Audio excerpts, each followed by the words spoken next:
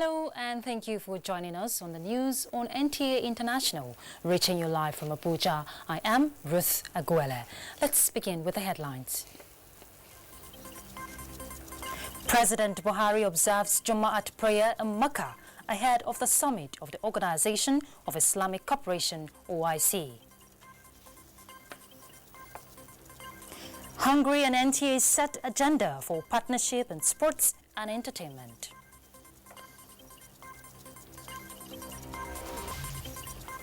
And Nigeria marks World No Tobacco Day with the theme Tobacco and Lung Health.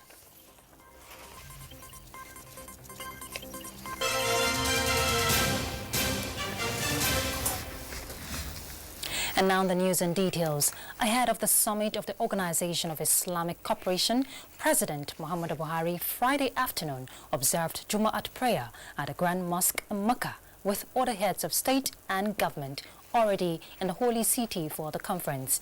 The 14th session of the summit conference of the OIC, hosted by a custodian of the two holy mosques, King Salman bin Abdulaziz Al Saud, will commence at midnight. Immediately he arrived the country, President Buhari returned to the Grand Kaaba in the holy city of Mecca, not only to intercede for Nigeria, but also seek divine guidance in the execution of his mandate for a secured, peaceful, united and prosperous Nigeria. State House correspondent Adamu Sambo has the details.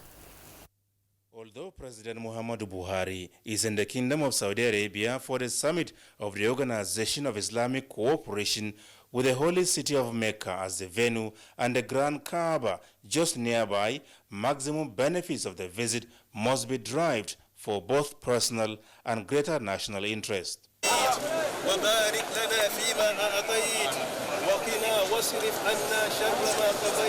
President Buhari is here to once again perform the Lesser Hajj, an act of great significance for the sake of Allah and therefore highly pleasing to him.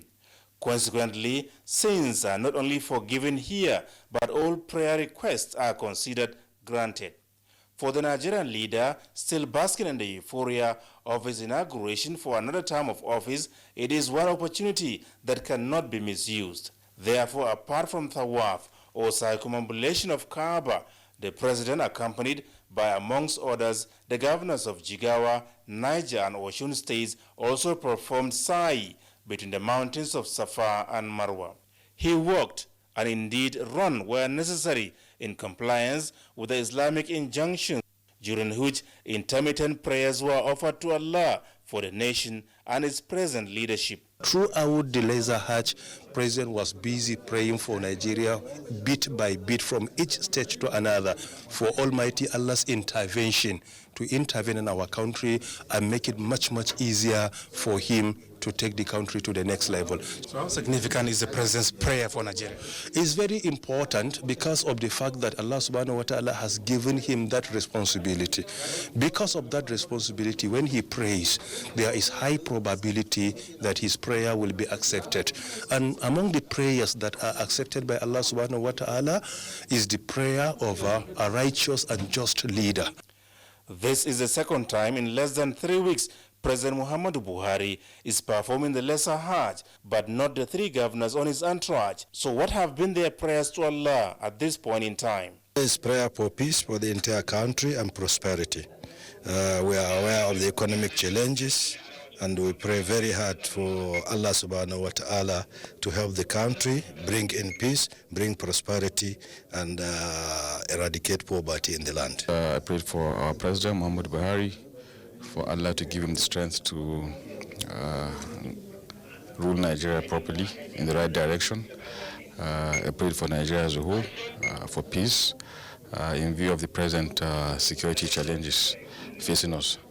And inshallah, we're very hopeful that Allah will answer our prayers. We'll continue to pray hard to have a peaceful environment, because without peace and security, virtually all other sectors of development will not function. I congratulate Mr. President for taking it as a matter of duty to come and say Alhamdulillah to God after the swearing. My prayer is that by the grace of Almighty God, our president will do better than what he did in the first term. Challenges are there in the country, particularly in the area of security, but Allah will see us through. We want peace in Nigeria, we want prosperity in Nigeria, and I believe with this, the start of this tenure, with God be on our side, the president will do very well. The Lesser Hajj is the first major undertaking by President Muhammadu Buhari on the margins of the OIC summit in the Kingdom of Saudi Arabia. From Mecca, Adamu Sambo, NTA News. Still staying on the foreign scene, let's get all the stories from around the globe with Joyce Ometu. The European Union has announced the donation of 30 million euros to support ongoing efforts to help the most vulnerable people in South Sudan.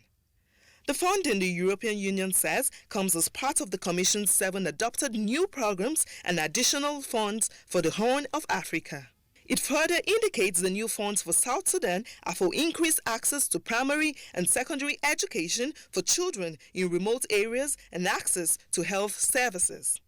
Now away from Africa, U.S. President Donald Trump has announced tariffs on all goods coming from Mexico, demanding the country curb illegal migration into the U.S. In a tweet, Mr. Trump said that from June 10th, a 5% tariff would be imposed and would slowly rise until the illegal migration problem is remedied. He said it was necessary in order to tackle what he called crisis at the U.S. southern border. In the meantime, Louisiana's Democratic governor has signed a highly restrictive new abortion law that bans the procedure after a fetal heartbeat is detected. State legislators backed the bill Wednesday by 79 votes to 23, and Governor John Bell Edwards signed the bill into law on Thursday. 4 other states have passed similar limits to abortion this year. Joyce Ometu, NTA News. And back home, Hungary government and the Nigerian Television Authority have set agenda for partnership in areas of sports and entertainment. Now, this is part of discussions between the Hungarian ambassador to Nigeria and the Director General of the NTA. Rachel Shaibu has details. The history of diplomatic relations between Nigeria and the Republic of Hungary goes back to 1964, when formal diplomatic relations were established. The Republic of Hungary has Memorandum of Understanding with Nigeria on economic and technical development. I think very good. Together they can do good. Now the Republic of Hungary wants to further ties in sports and culture, and to actualize this, the ambassador, Sándor Bech, told his host that his country will be cooperating with both Nigerian and European clubs on the field of sports. The other big project will be a gospel festival, actually a cure festival, which could be improved in various fields, but we would like to do this together with the TV, if it is possible, in a form of a contest. In Africa, it started in Nigeria, so it is only... The Director General of the NTA, Yakubu Ibn Muhammad, says the authority has maintained the lead in television broadcasting and is willing to collaborate with the Hungarian government. If there is a cultural agreement between Nigeria and any other country, it is the responsibility of the Federal Ministry of Information and Culture, to take care of things. And NTA being part and parcel of that ministry is by implication part and parcel of the implementation of that agreement. With a population of over 9 million people, the country's economy is considered 64th freest in the 2019 index and is rich in culture and sports. In Abuja, Rachel Shaibu, NTA News. And now 2 clerics have been rewarded for adhering to divine directives to protect lives irrespective of the faith or race. Let's join Mamsoor Demian Dati for details. Stayed there for about 5 days, those who ran into the mosque, because they wanted to continue to protect them. They didn't want them exposed. The Muslims had to pray outside the mosque so that those in the mosque can continue to have the protection. The story of Imam Abdullahi Abubakar, who took great risks to save the lives of hundreds of Christians, when gunmen invaded their village in Plateau State, hunting for people from that faith to kill, came to many as surprise due to the long history of sectarian crisis in that state. Is a lesson not just for Nigeria, but for all mankind. One family, one race, one love. Thank you. The heroic act of love and sacrifice exhibited by the Imam and his deputy has not gone unnoticed as they continue to be acknowledged, with letters coming from the United States Embassy in Abuja. It's the ambassador's first ever Ambassador's Peacemaker Award for Heroism. Imam Abdullahi Abubakar, in recognition of your extraordinary bravery, putting your faith into action on June 23rd, 2018. That day, you saved the lives of hundreds of your Christian neighbors in Yar Village, Barkanladi, Plateau State. Entertainment, NTA News. Well deserving indeed. And now on legislature, the Speaker, House of Representatives, Yakubu Dogara, has appealed for closer partnership between Nigeria and other nations for the development of potentials. He said this while hosting some members of the Korean National Assembly led by their Deputy Speaker, Mr. Lee Ju-yang, in company of Korean Ambassador to Nigeria, Mr. Lee In-tai.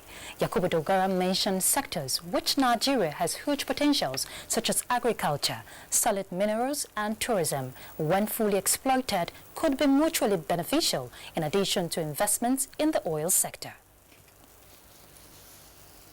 What the conventional diplomacy cannot resolve, maybe parliamentary diplomacy can do so. So that is our commitment.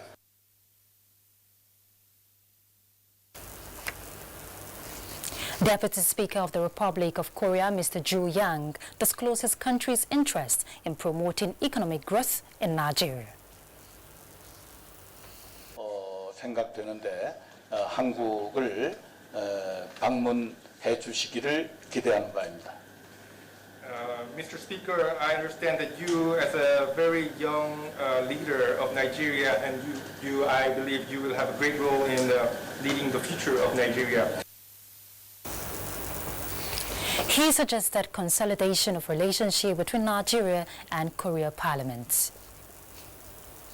We'll go on a break now. The news continues shortly. Do stay with us. One Football Confederation, 24 teams, 6 stadiums, 4 cities, 504 African stars, 1 trophy. The Africa Cup of Nations Egypt 2019 comes alive from June 21 with the showpiece final on July 19, 2019.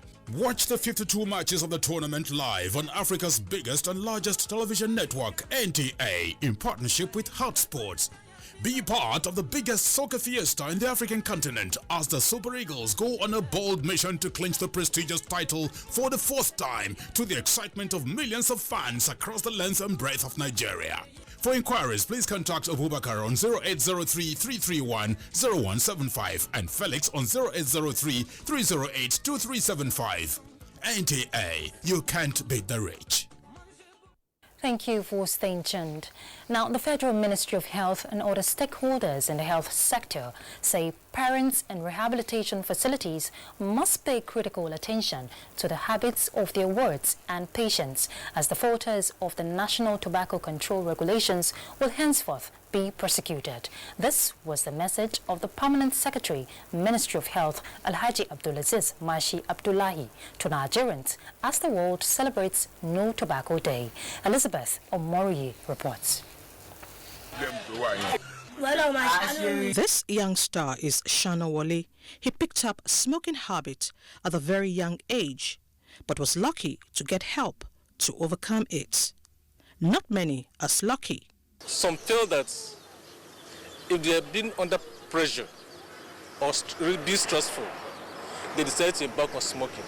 As they grow older or their lungs is being affected, you see they begin to smoke so badly, and I could see regret in them.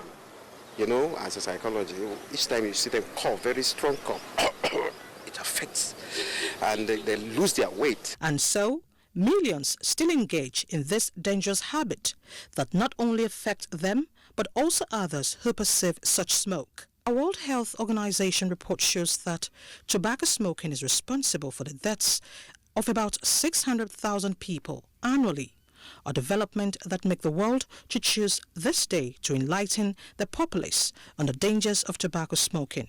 Like in many countries, Nigeria also has national tobacco control regulations prohibiting smoking in public places. Sale or offer of sale or distribution of tobacco or tobacco product through mail, internet or other online devices is also prohibited. Owner or manager who permits or encourages fails to stop smoking.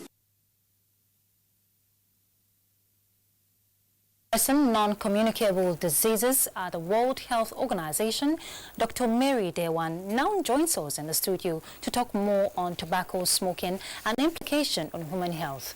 Welcome to NT International News, Mrs. Dewan. Thank you. You know, it beats my imagination, but you're the experts who tell us, why do you think people smoke in spite of the fact that they have been forewarned? Okay. So people still use tobacco products because of several reasons. Some might be to look cool, some due to peer pressure. But then tobacco contains a natural addictive known as nicotine. Nicotine is highly addictive and is as addictive as cocaine or heroin. So people who take that, who take tobacco products become very addictive to using them. So what informed this year's theme, tobacco and lung health? From the WHO estimates, from the more than 1 billion people who use tobacco products, about 3 million are affected by tobacco-related lung diseases, and these include lung cancers, chronic obstructive pulmonary diseases, tuberculosis, and asthma. So this is a very huge number of people that are affected by that. Now, apart from its adverse effects on the lungs, what other health implications of tobacco smoking are likely to be there? Okay.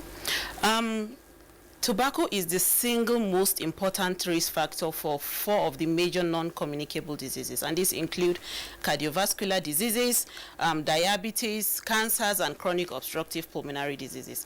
With reduction in tobacco use, we'll see a reduction in these non-communicable diseases. And just so we know, non-communicable diseases are now the #1 killer in the world, and so we have to put in a lot of prevention strategies in place, especially for tobacco, to bring these numbers down.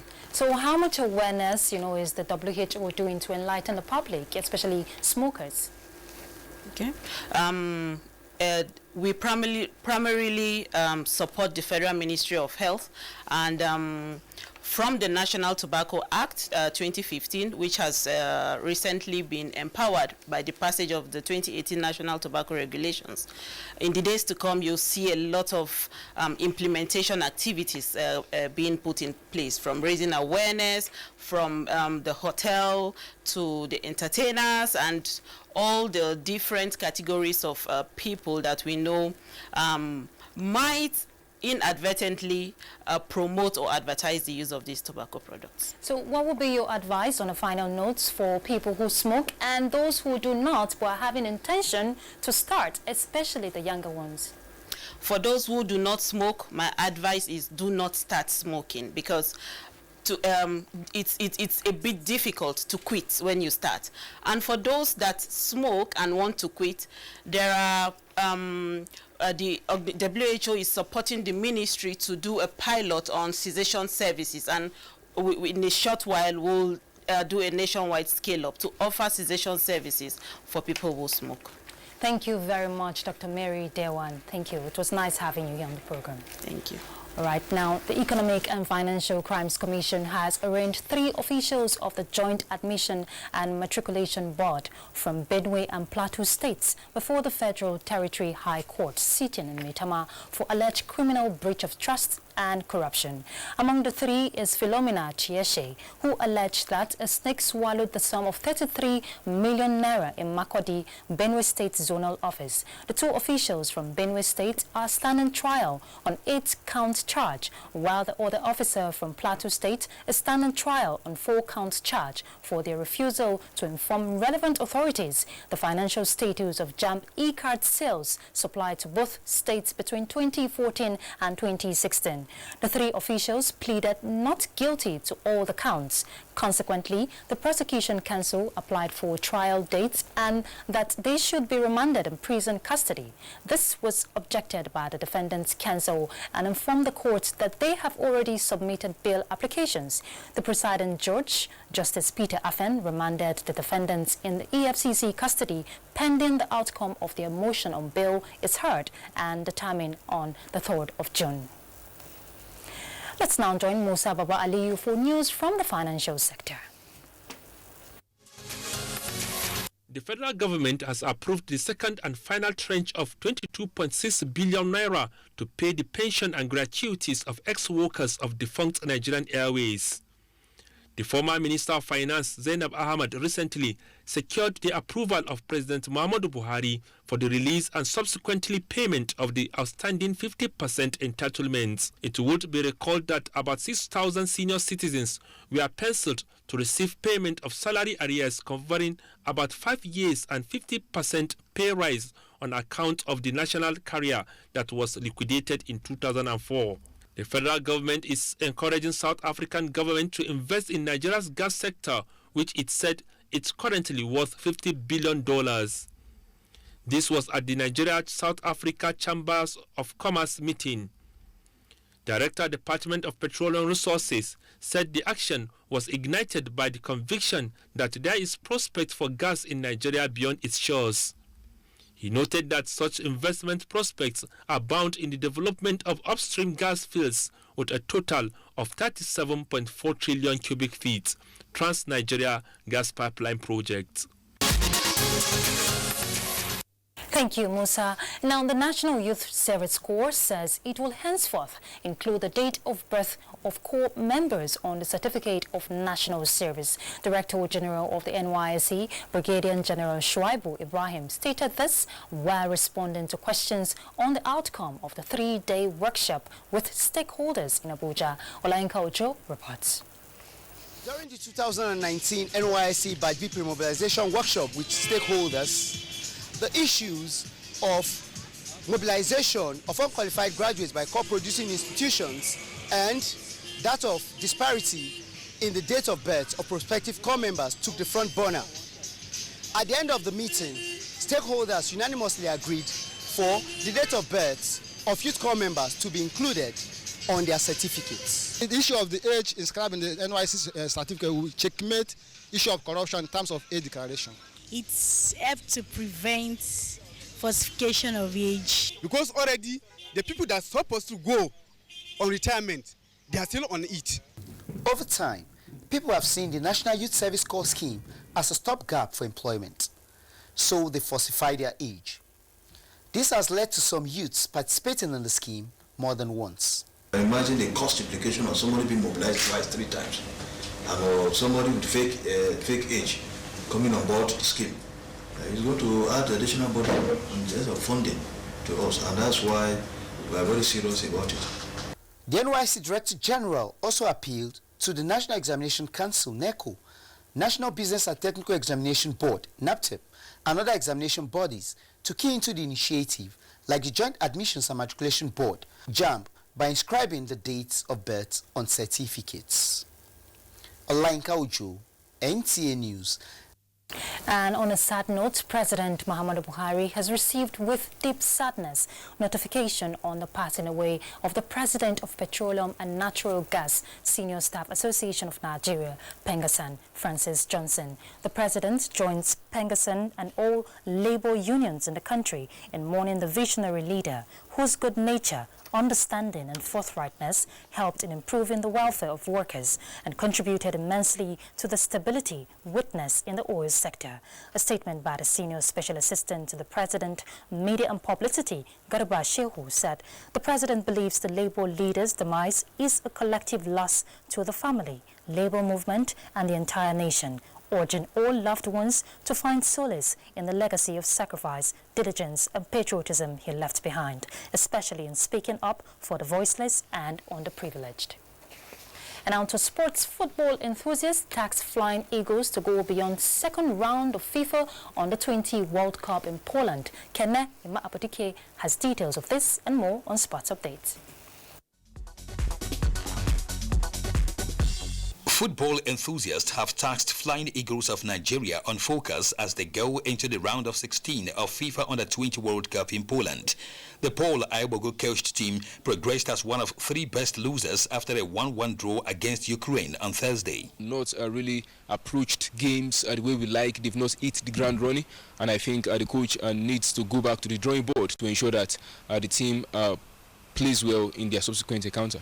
In boxing, Anthony Joshua returns to the ring to defend his WBA, IBF and WBL heavyweight titles against Andy Ruiz Jr. at the Madison Square Garden on Saturday. Since beating Vladimir Klitschko, Joshua has defended against Carlos Takam, Joseph Parker and Alexander Povetskin, unifying the WBA, IBF and WBO heavyweight titles along the way to become one of boxing's biggest stars. Saturday's bout will be live on the NTA Sports 24 Channel 270 on StarTimes decoder via Kwese Free Sports. With Sports Update, Kenan Ima Abodike, NTA News. And that wraps up the news on NT International. Thank you so much for being a part of it. I am Ruth Aguele.